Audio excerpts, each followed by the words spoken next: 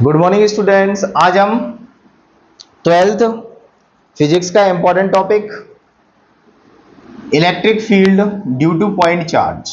Electric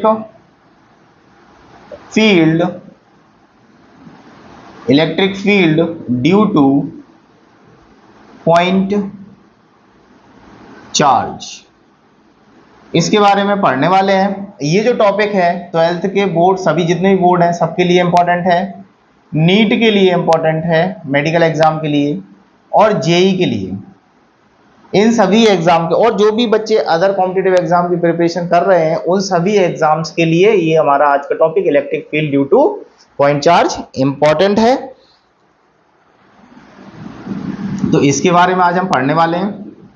सबसे पहले ये पॉइंट चार्ज क्या है। पॉइंट चार्ज एक ऐसा चार्ज होता है, अगर हम दो चार्जेस को लेते हैं, इन दोनों चार्जेस के बीच में जो डिस्टेंस है, जैसे प्लस क्यू चार्ज ले रखे हैं, इन दोनों के बीच में जो डिस्टेंस है ये अगर ज्यादा होती है इन चार्ज के मैग्नीट्यूड से तो इसे हम पॉइंट चार्ज कहते हैं। तो इस पूरे में electric field due to point charge में हम पॉइंट चार्ज की ही बात करेंगे। जो भी हम चार्जेस लेंगे उनको हम पॉइंट चार्ज के रूप में लेंगे। अगर हम कोई भी पॉइंट चार्ज ले लें तो वो अपने आसपास एक फील्ड बनाता है। क्या बनाता है? एक फील्ड बनाएगा जिसे हम इलेक्ट्रिक फील्ड कहते हैं, जिसे हम इलेक्ट्रिक फील्ड कहते हैं। तो ये अपने आसपास एक फील्ड जनरेट करेगा जिसे हम इलेक्ट्रिक फील्ड कहेंगे।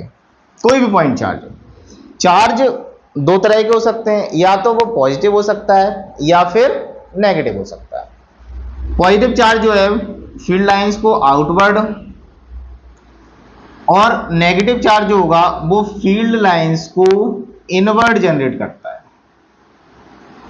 ठीक है, तो ये तो था चार्ज के बारे में। अगर हम पॉइंट चार्ज पॉजिटिव तरह का रखें, ठीक है, तो पॉइंट चार्ज हम पॉजिटिव तरह का ले लेते हैं। कौन से तरह का ले रहे हैं? पॉजिटिव तरह का। जैसे मान लो हमारे पास ये एक पॉइंट चार्ज है, तो ये जो पॉइंट चार्ज है ये अपने आसपास एक फील्ड जनरेट करेगा। जैसे मान लो बल्ब होता है, बल्ब अगर हम जलाते हैं तो अपने आसपास रोशनी देता है।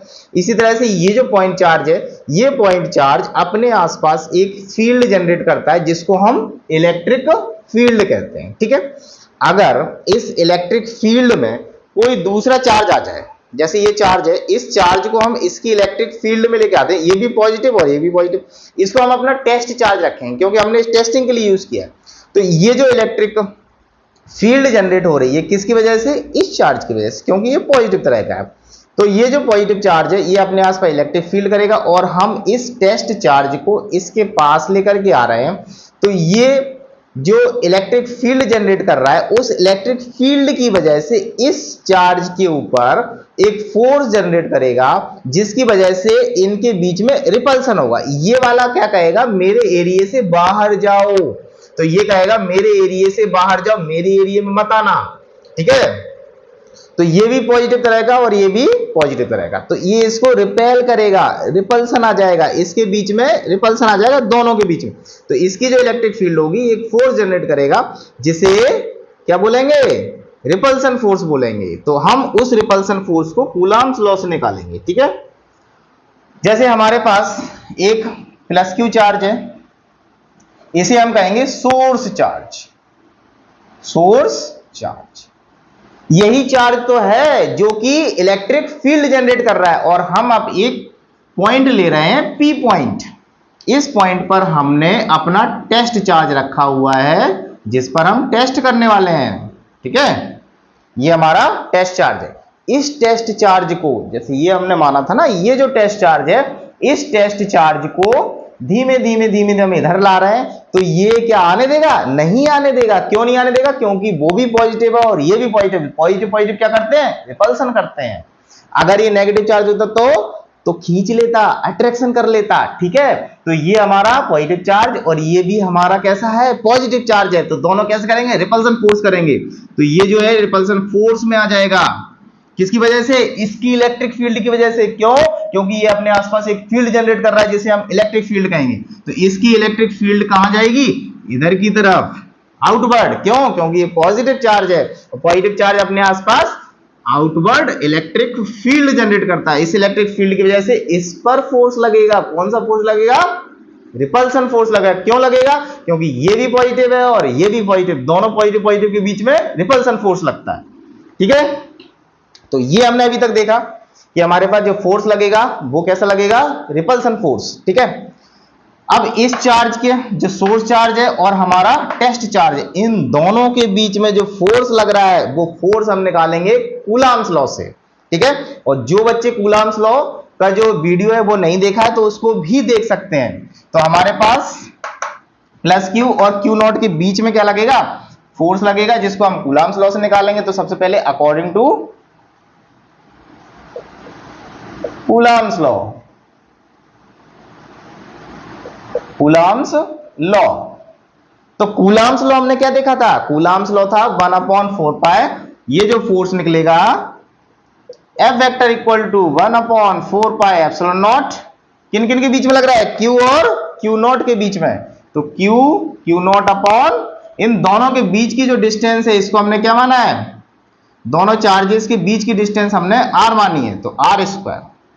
ठीक है, ये हो जाएगा हमारा कूलम्ब्स लॉ। क्योंकि वेक्टर क्वांटिटी है इसलिए हमने आर कैप लगाया हुआ है। यहां पर आर कैप क्या है? आर कैप है यूनिट वेक्टर। आर कैप क्या है यहां पर? Unit vector.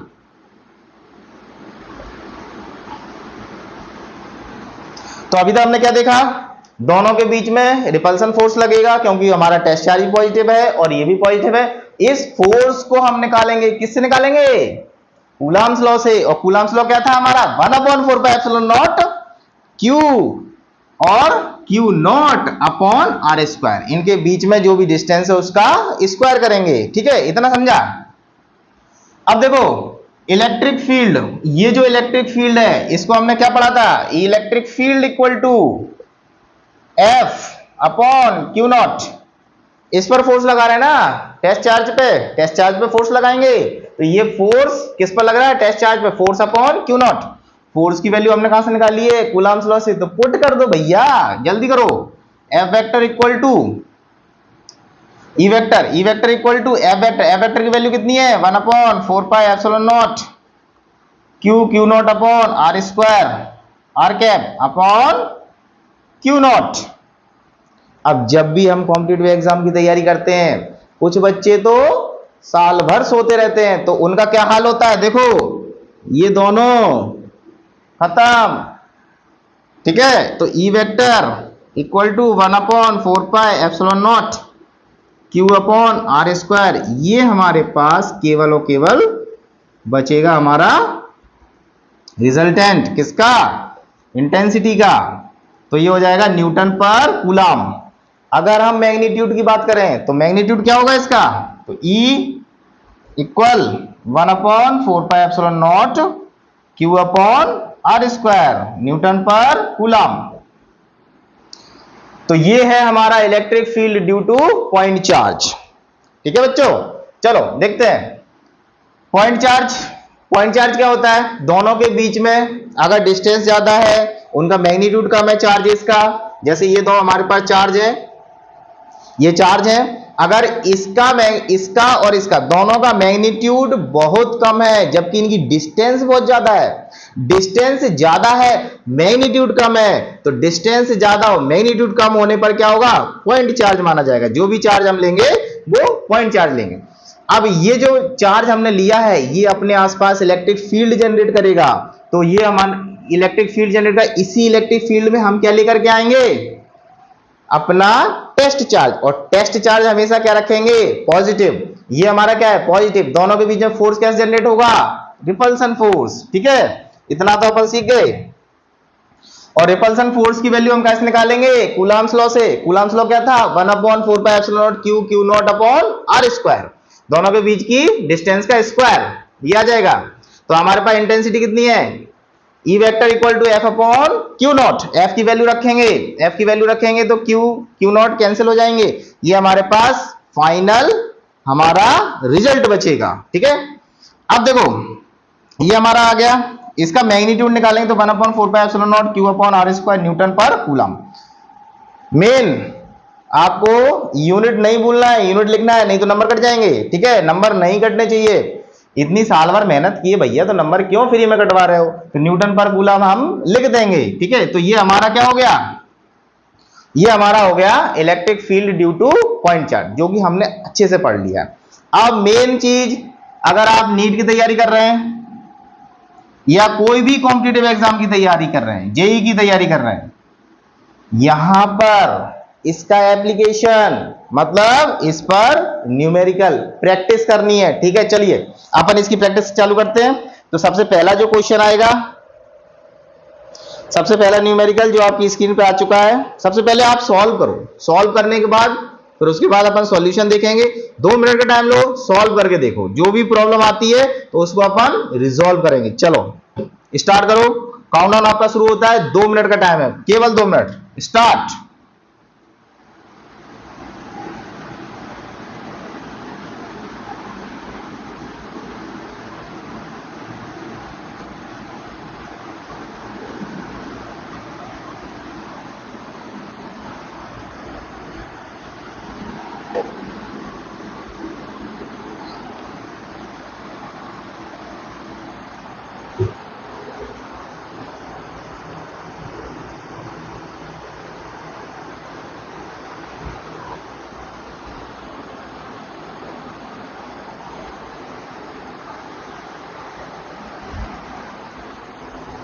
हो गया? चलो अब स्टार्ट करते हैं।